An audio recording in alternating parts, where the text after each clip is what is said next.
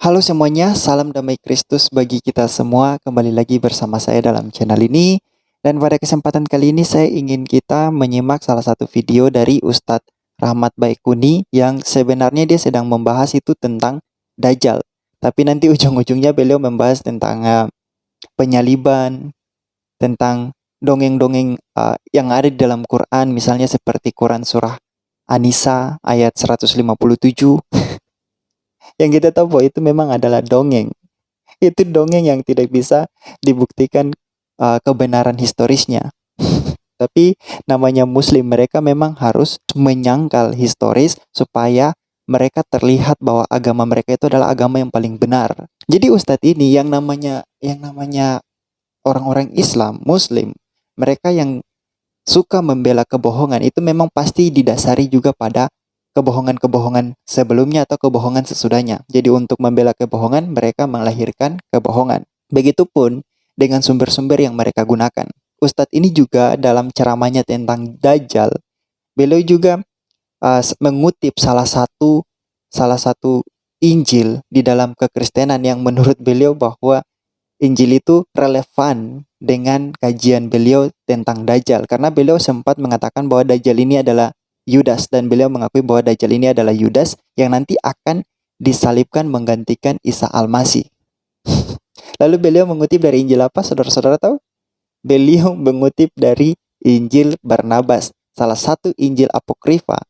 Injil yang ditulis sekitaran abad 16. Kalau tidak salah saya pernah bahas Injil ini dan juga beberapa video yang membahas Injil ini sudah ada dalam video saya. Nanti silakan saudara-saudara cek. Intinya adalah Injil Barnabas ini adalah Injil palsu, Injil yang dituliskan oleh orang Islam sendiri untuk membenarkan ajaran mereka. Untuk saudara Muslim yang menyimak video ini bahwa Injil Barnabas itu adalah Injil palsu, masakan kalian mau mengajarkan kebenaran dengan satu kepalsuan? Bukankah itu bentuk dari kemunafikan?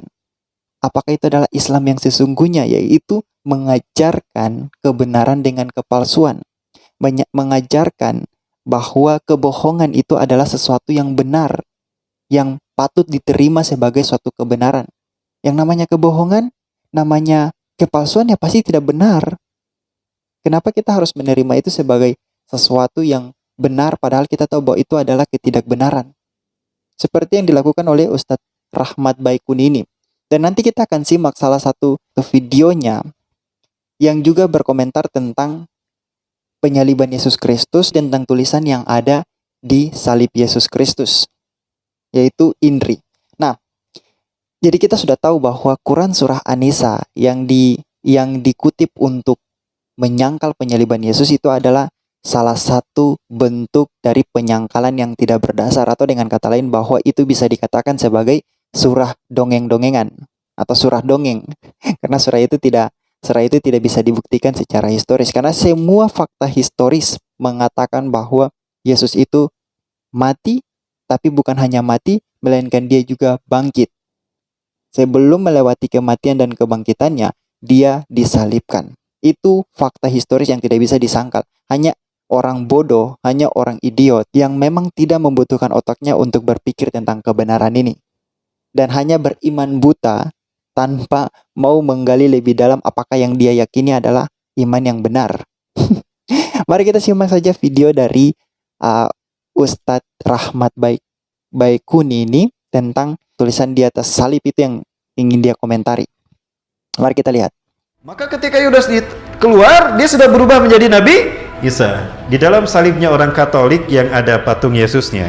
Beda dengan Protestan. Kalau Protestan tidak ada patungnya. Advent juga tidak menggunakan patung. Ya. Nah, kalau dalam salib Katolik ada patung Yesus Kristusnya. Nah, di atasnya ada tulisan, di atas kepalanya, di kayunya ada tulisan INRI. Bapak tahu apa arti INRI? INRI artinya penjelmaan. Allah serupakan Yudas dengan Isa bin Maryam. Itu INRI. Saya tahu ini dari misionaris yang masuk Islam, Irma Mirdiana Fatimah. Dari Nias, Pak.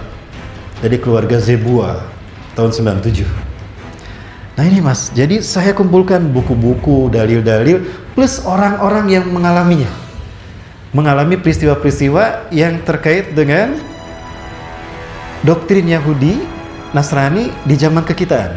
Nah, ini kita butuh kaul ulama dan juga Oke, itu saja yang ingin saya tunjukkan kepada kalian tentang INRI yang beliau komentari. Nah, apa sih sebenarnya INRI itu? INRI itu kita bisa baca di dalam kitab suci, dalam Injil.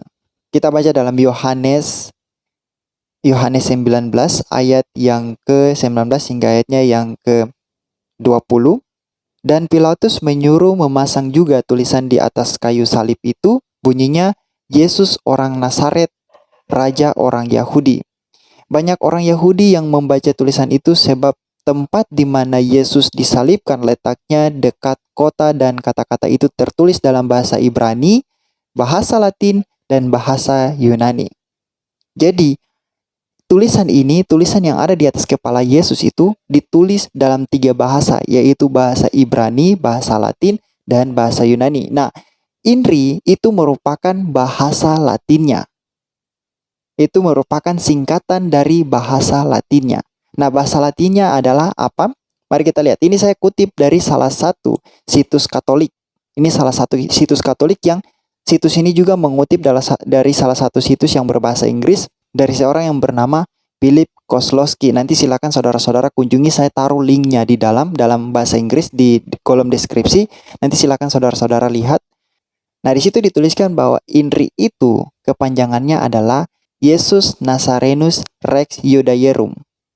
Artinya adalah Yesus orang Nazaret, Raja orang Yahudi. Itu singkatan dari bahasa Latin INRI, singkatan dari bahasa Latin Yesus Nazarenus Rex Judaeorum.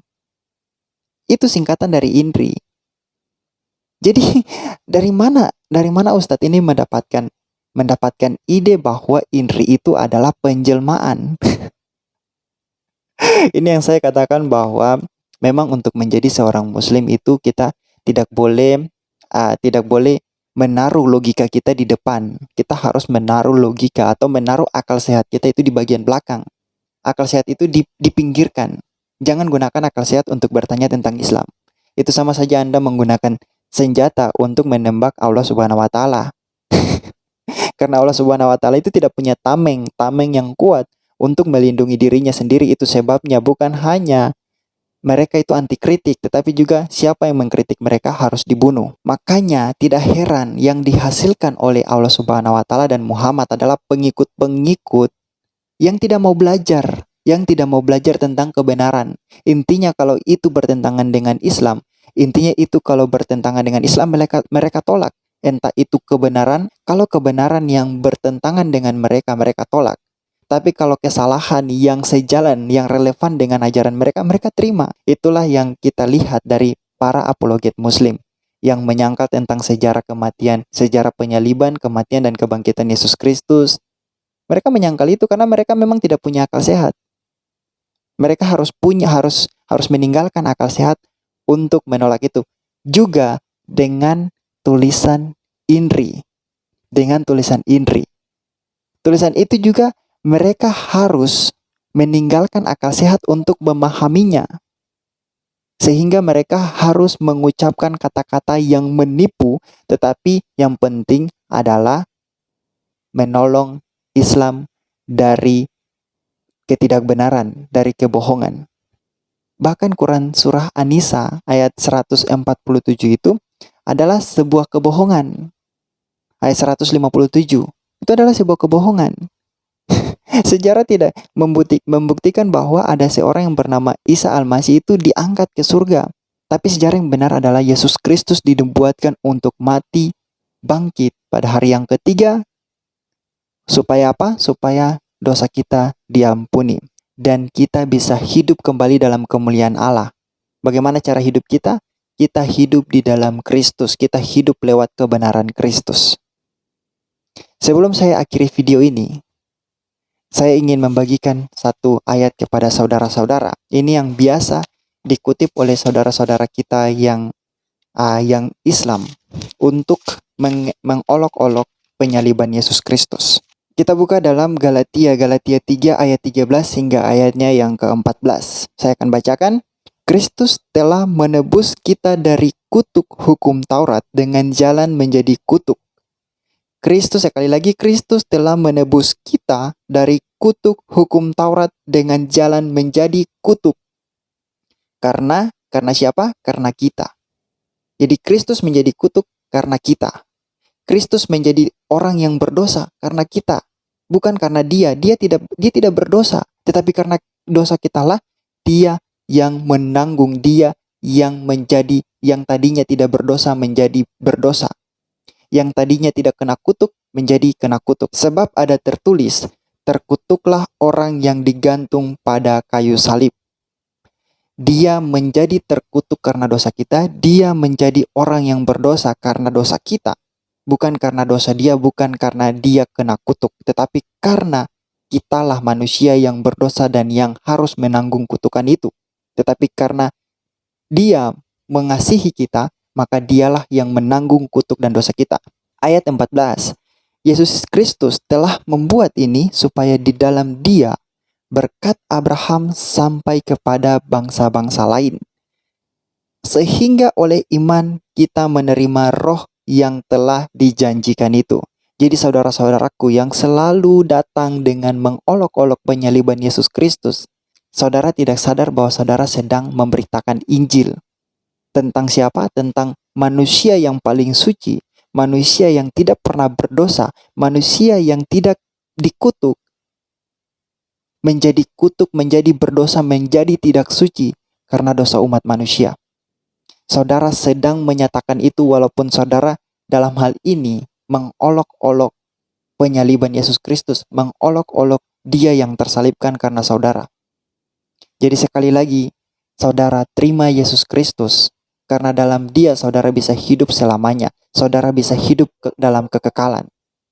Jadi sekali lagi, Yesus Kristus disalibkan, Yesus Kristus menjadi korban penebusan bagi umat manusia, bukan karena dosanya, bukan karena kutuknya, bukan karena dia terkutuk, bukan. Tetapi karena saudara dan saya adalah orang terkutuk, saudara dan saya adalah orang berdosa yang harus menanggung dosa itu, tetapi dosa itu dilimpahkan kepada Yesus Kristus karena kasih Allah akan kita.